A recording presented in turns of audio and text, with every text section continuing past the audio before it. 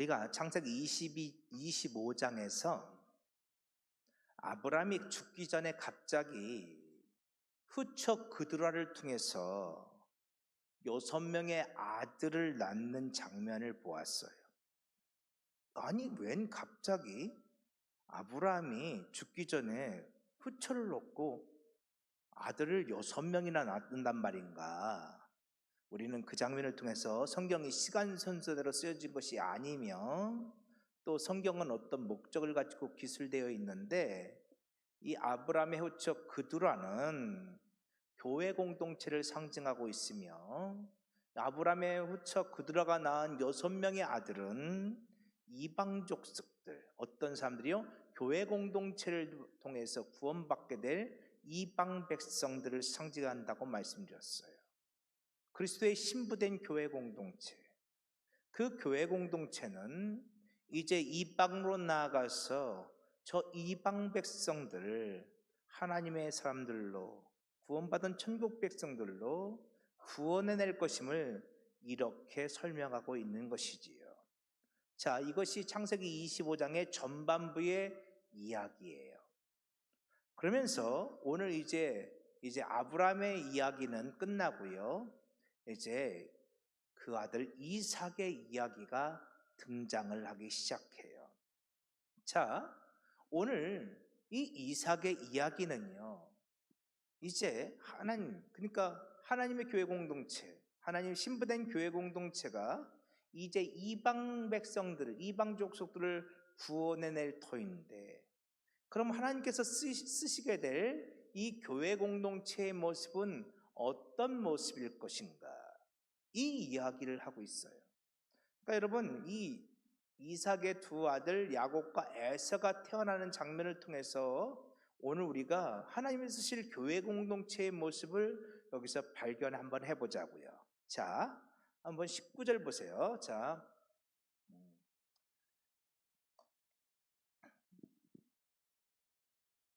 이삭이 리브가와 결혼을 했어요.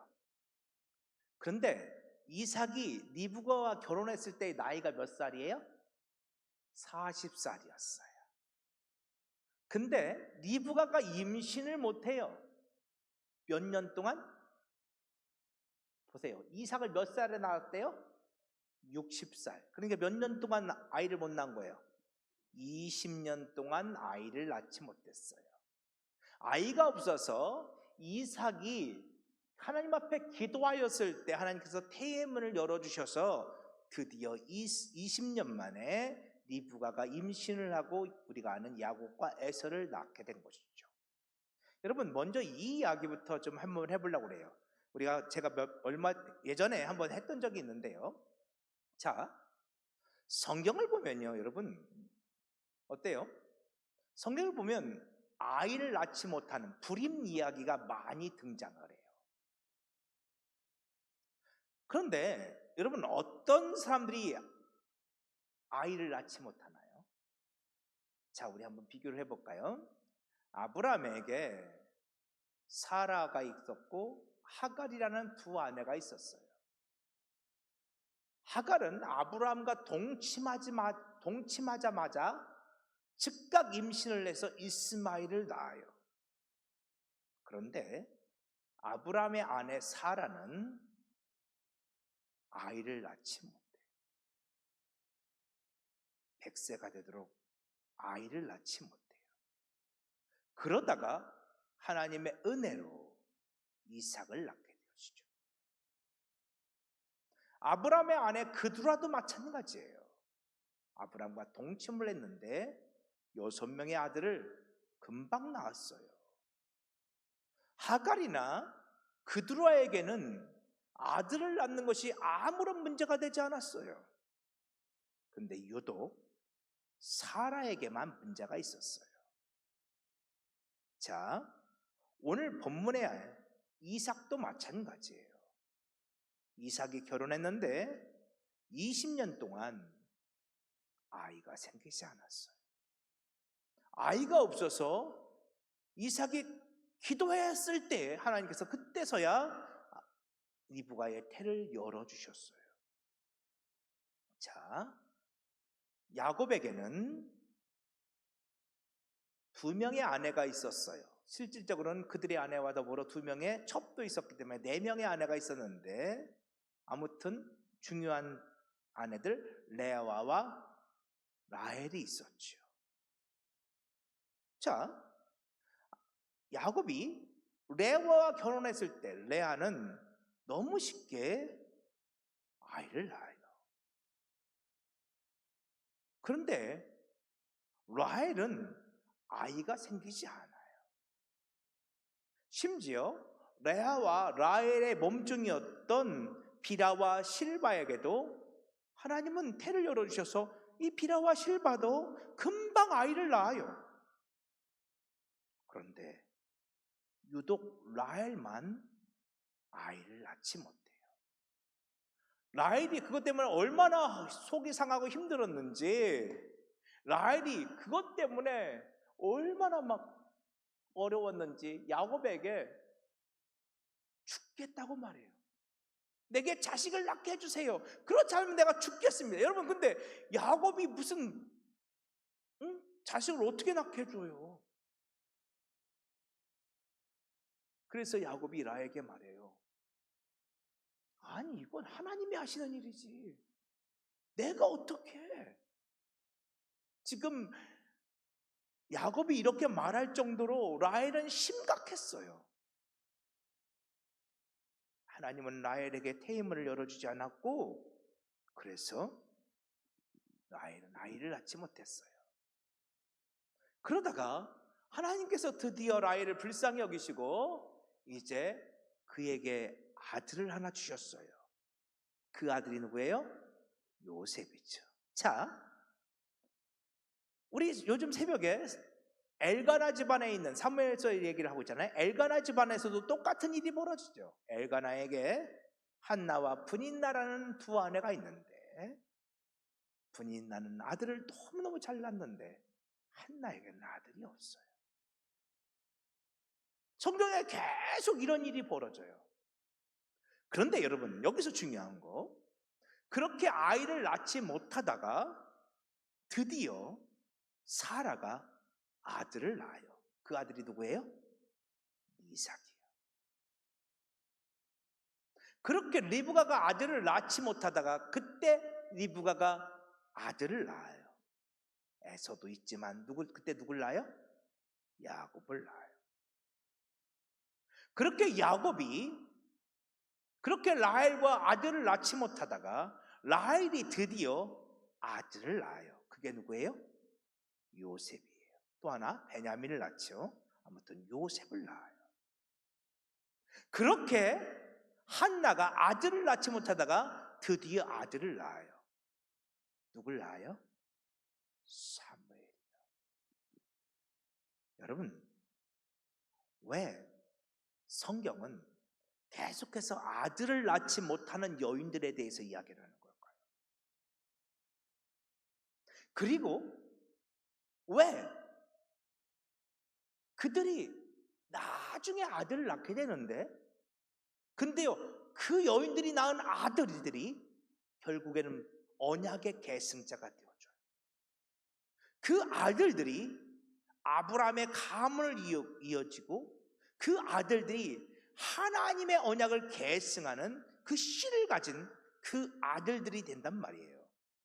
왜 성경은 이런 이야기를 계속해서 반복적으로 하고 있을까요? 우리가 이미 많이 봤던 말씀인데, 두 아들이 있어요. 육체를 따라 난 아들이 있고 약속으로 말미암아 태어난 아들이 있어요. 성경은요, 이 두 아들들을 계속해서 비교하고 있어요. 육체를 따라 났다는 것은 사람의 힘과 사람의 능력과 사람의 방법으로 태어난 아들들이 있다는 거예요. 그들은 하나님 없이도 태어난 자들이에요. 하나님 없이도 살 수 있다고 생각하는 사람들이에요. 그런데 여러분, 이삭을 보세요. 사라가 이삭을 낳았을 때 그 이삭은 은혜가 아니면 태어날 수 없는 자죠. 야곱도 마찬가지고 요셉도 마찬가지, 한날가 낳은 사무엘도 마찬가지. 은혜가 아니면 태어날 수 없는 자들이에요. 왜 어떻게 그들이 태어날 수 있었을까요? 하나님의 언약이 있었기 때문이죠. 하나님은 당신의 언약을 이루시고자 언약 백성들을 만들어 가시는데 그것은 사람의 방법이 아니에요. 사람의 힘과 사람의 능력으로 할 수 있는 것이 아니에요. 오직 하나님으로 말미암아, 하나님의 약속으로 말미암아 되어줄 수 있는 것이죠. 그래서 성경은 계속해서 육신의 자녀와 약속의 자녀를 비교하고 있어요. 그리고 그 약속의 자녀들은 그들 안에 뭐가 있는? 하나님의 씨가 있는 자들이라는 것을 우리가 로마서 강의하면서 얼마 전에 나눴죠. 자, 오늘 본문 21절 좀 자세히 볼게요. 자, 리브가가 임신하지 못했어요. 그러자 이삭이 그 리브가를 위해서 기도했을 때 하나님께서 리브가가 임신케 하셨는데 그 리브가의 태 속에 두 아들이 있고, 이 두 아들은 우리가 조그맣게 보았던 어떤 아들이요? 육체를 따라 난 아들과 약속으로 따라 난 아들을 상징하고 있어요. 육신의 자녀와 약속의 자녀를 상징하고 있는 이 두 자녀예요. 두 자녀가 있어요. 두 아이가 임신되었는데 서로 이 어머니 태 속에서부터 서로 싸우고 있어요. 여러분, 왜 야곱과 에서가 어머니 태 속에서 싸웠는지를 아셔야 돼요. 이것이 약속의 자녀와 이것이 육신의 자녀를 상징하고 있다는 사실을 여러분이 아시면 이 싸움이 쉽게 이해가 돼요. 자, 갈라디아서 5장 말씀을 좀 볼까요? 자, 보세요. 너희는 성령을 따라 행하라. 그리하면 육체의 욕심을 이루지 아니하리라. 육체의 소욕은 성령을 거스리고 성령은 육체를 거스리다니 이 둘이 서로 대적한다. 육체의 소욕과 성령의 소욕은 서로 대적해요. 여러분, 성령을 따라 행하는 것이 뭐예요? 육체를 따라 행하는 것이 뭐예요? 육체를 따라 행하는 것은 내 방법이에요. 내 힘이에요. 내 능력이에요. 내 지혜예요. 그것을 가지고 사는 것이에요. 육체를 따라 행한다고 해서 뭐 어디 가서 막 살인하고 간음하고 도둑질하고, 아니요. 육체를 따라 행하는 것은 내 방법을 가지고 사는 거예요. 그럼 성령을 따라 행하는 것은 뭘까요? 하나님의 방법으로 사는 거예요. 하나님의 지혜로 사는 거예요. 하나님의 능력으로 사는 거예요. 육신의 자녀와 약속의 자녀들이 있어요. 이 둘은 서로 대적해요. 처음부터 대적해요. 오늘 우리들이 둘 중에 하나예요. 내 방법으로 살 것인가?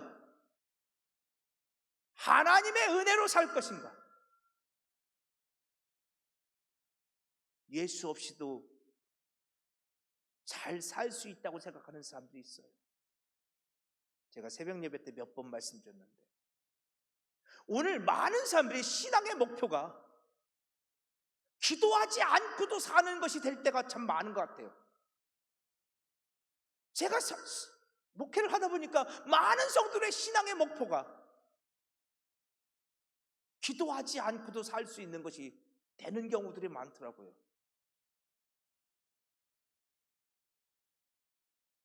내 삶에 어떤 어려움도 없고 어떤 문제도 없고, 그래서 눈물 콧물 짜가면서 찌질하게 기도하지 않아도 살만한 삶, 우리들은 그런 것이 하나님의 은혜요 축복이라고 생각해요. 여러분은 어떠세요? 솔직히요. 여러분 눈물 콧물 짜면서 기도하기를 원하세요? 그렇게 살기를 원하세요? 하나님은 여러분들이 그렇게 살기를 원하세요. 하나님 앞에 은혜 아니면 살 수 없다고. 여러분 그게 90세의 사라예요. 그게 60세의 리브가예요. 그것이 요셉을 낳았을 때의 라헬의 모습이에요. 태문이 닫혔어요. 은혜 아니면 도무지 아들을 낳을 수가 없어요. 그게 한나의 모습이라고요. 엘리제sek에게 술 취한 여자라는 소리를 들어가면까지 한나는 기도해요. 성경이니까 술 취했다고 했죠. 어쩌면 그 소리는 미친 여자라는 소리처럼 들렸을 거예요. 여러분, 한나가 어떻게 기도했으면 그런 소리를 들었을까요? 그런데 그렇게 기도하다가 한나는 사무엘을 낳아요. 그 사무엘은 한나가 낳은 아들이 아니에요. 하나님이 주신 아들이죠. 은혜가 아니면 안 되는 아들이었죠. 그런데 그 사무엘이 하나님의 언약의 계승자가 되어진 거예요.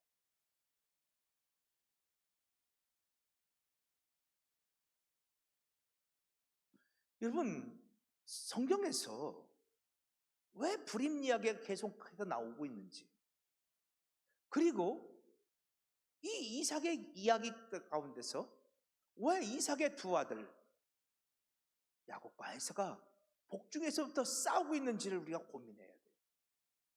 왜 성경은 그렇게 말하고 있을까요? 이것은 육신의 자녀와 약속의 자녀를 비교하고 있는 거예요. 내 힘과 내 능력으로 살기를 원하는 사람들과 은혜 아니면 안 된다고 말하는 사람들은 결단코 합쳐질 수가 없어요. 둘 중에 하나예요. 오늘 이 자리에 있는 저와 여러분, 오늘 우리도 둘 중에 하나예요. 오늘 우리들이 정말로 교회라면 우리는 은혜 없이는 안 된다고 고백할 수 있어야 돼요. 그게 교회예요. 내 힘으로 얼마든지 잘 살 수 있어. 은혜 없이도 살 수 있어. 하나님이 안 도와주셔도 살 수 있어. 내가 능력이 많고 내가 지혜도 많고 내가 힘도 많고 내가 가진 물질도 많아. 예수님 결국 그런 바리새인들과 그런 서기관들과 그런 부자들 때문에 그들로 말미암아 십자가에 못 박혀 죽으신 거예요. 누가 예수님을 십자가에 못 박았나요? 바로 그들이 예수님을 십자가에 못 박은 거예요. 그 육신의 자녀들, 자기 힘으로도 얼마든지 살 수 있다고 생각하는 그 사람들이. 여러분, 그래서 우리 신앙은요, 여러분 우리 신앙의 성숙은요, 난 예수 없이도 멀쩡히 잘 살고 있다고 생각하는 사람들을 어디를 몰고 가느냐? 은혜 아니면 못 산다고 하는 그곳으로 우리를 몰고 가요.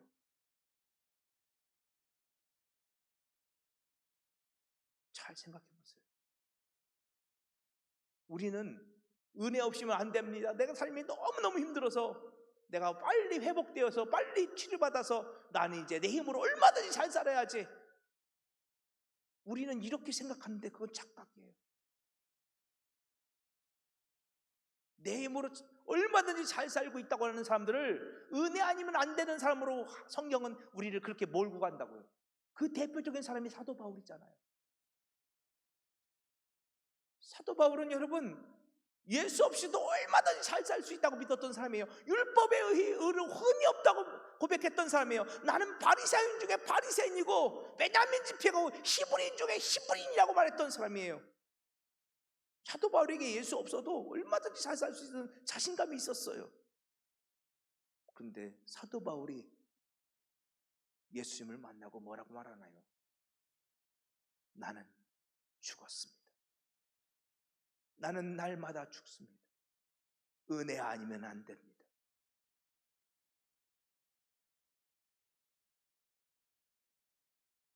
그 이야기를 지금 이 이삭의 이야기 속에서 하고 있는 거라고요.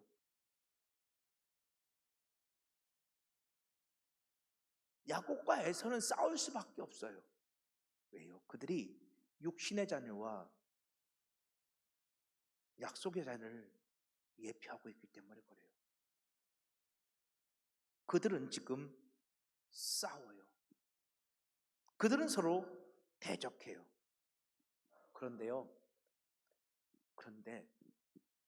23절 보면 이렇게 말해요. 자 보세요. 그 야곱계에서는요. 그래서요. 두 국민이고 두 민족이에요. 어떤 국민이요? 어떤 민족이요? 약속의 자녀라는 한 민족이 있어요. 육신의 자녀라고 하는 한 민족이 있어요.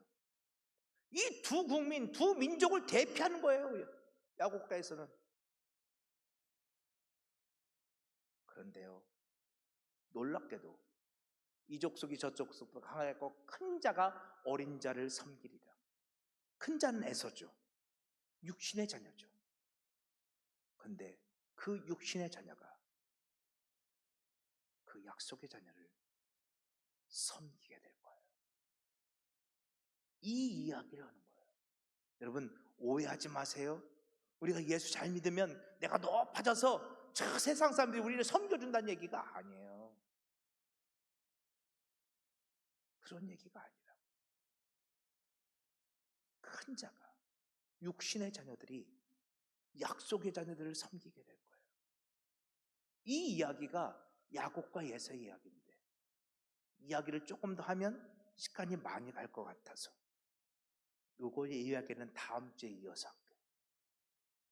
여러분 이 이야기는 철저히 우리가 지금까지 보았던 율법과 복음에 대한 이야기고 육신의 자녀와 약속의 자녀에 대한 이야기, 성령의 사람과 육체의 사람에 대한 이야기예요. 조금 더 나가면 땅에 속한 사람과 하늘에 속한 사람의 그 이야기예요. 이게 야곱과 에서의 이야기예요. 그리고 이것이 예수님에 대한 이야기예요. 그걸 그렇게 풀어야지. 여러분 그래서요 하나만 더 하고 넘어갈게요. 잠깐 자 보세요. 이거 다음 주에 볼 거니까 그거고요. 자, 여기 보세요. 야곱은 조용한 사람이었으므로. 자 보세요. 우리는 야곱을 이 장면에서 되게 나쁘게 보는데요. 여기서 제가 몇 번 말씀드렸어요. 이 장면만 말씀드리는 거예요. 야곱이 조용한 사람이라는 게 이게 히브리어로 뭐였죠? 욥기 1장 1절 욥은 하나님 앞에 온전한 사람입니다. 이 조용한이라고 번역됐지만 탐이 하나님 앞에 온전한 사람이었다. 의로운 사람이었다. 여러분 창세기 25장 27절에서는 이미 야곱을요, 여기는 야곱을 보면요, 에서의 발꿈치를 잡아서 그 이름을 야곱이라 하였으며, 그렇죠? 야곱은요 발꿈치를 잡은 자라는 뜻이잖아요. 우리 잘 아는 것처럼. 그걸 직역하면요 야곱은 사기꾼이에요. 야곱은요 이기주의자예요. 다시 말하면 야곱은 죄인이에요. 야곱을 의인이라고 말하지 않아요. 그런데 그 죄인을 향해서 야곱은 온전한 자였다고 말해요. 그 안에 죄가 있는데 야곱은 온전한 자예요. 왜 온전한 자일까요? 여러분 성경에서 온전한 자, 왜 그들은 온전한 자일까요? 그 안에 뭐가 있기 때문에? 하나님의 언약이 있기 때문에. 그가 약속의 자녀이기 때문에. 그 안에 약속이 심겨져 있기 때문에. 약속의 본체된 그 씨 예수 그리스도가 그 안에 있기 때문에. 여러분 성경에서 온전한 자는요 죄가 없는 자가 아니에요. 우린 다 죄인이에요. 우린 다 부족한 자예요. 세상에 누가 죄가 없나요? 가끔씩 이단의 교주들은 자기가 죄가 없다고 그러는데, 여러분 그렇지 않아요. 우린 다 죄입니다. 그런데 우리 안에 하나님의 언약이 심겨져 있어요. 다음 주에 자세히 할게요. 언약이 심겨져 있어요. 그들이 하나님 보실 때 온전한 자들이에요. 하나님은 그들을 통해서 또 다른 이방 백성들을 구원해내기를 원하시는 거예요. 그 온전한 하나님의 언약을 품고 있는 언약의 계승자들을 통해서 말이에요. 야곱과 에서의 이 이야기는 그 이야기를 담고 있는 거예요. 창세기 25장은요. 그러니까 창세기 25장이 왜 아브라함이 죽어가면서 후처를 통해 그두라를 통해서 6명의 아들을 낳고 있고, 왜 그 이야기가 이삭이 야곱과 에서를 낳는 장면과 창세기 25장이 붙어 있는지를 여러분 고민해 보셔야 돼요. 성경의 편집자들이 전혀 다른 것 같은 이야기들을 왜 한 장에 붙여 놓았을까? 네, 물론 이 성경은 나중에 이렇게 편집된 거예요. 그렇지만 이 편집자들도 아무 생각 없이 성경을 편집해 놓은 게 아니에요. 장절을 나눌 때 나름대로 의미가 있기 때문에 장절을 나누는 거라고요. 그러면 이 야곱이 후처를 통해서 6명의 아들을 낳는 이야기와 이삭이 야곱과 에서를 낳는 이야기는 연관성이 있다는 거예요. 근데 사람들은 거기에 관심이 없어요. 그러니까 전혀 엉뚱하게, 그렇죠? 야곱은 어떻고 에서는 어떻고 엉뚱하게 우리가 성경을 풀 때가 참 많더라는 거죠. 이 이야기는 그리스도의 신부된 교회 공동체를 통해서 이방인들이 돌아오는 이야기인데, 하나님께서 쓰시는 교회 공동체는 어떤 공동체예요? 그들의 가슴에 하나님의 언약을 품고 있는 자들이에요. 약속의 자녀들. 하나님은 그들을 통해서 이방 백성들이 하나님께로 돌아오는 역사를 감당케 하실 거예요. 그러니까 오늘 우리 부여제일 교회가 교회다운 교회가 되어서 하나님께 쓰임 받기를 원한다면, 오늘 우리 교회 공동체 안에 하나님의 언약이 심어져야 돼요. 약속이 심어져야 돼요. 그게 교회라니까요. 하나님은 그들을 통해서 당신의 계획들을 이루어 가셔요. 우리 오늘은 여기까지만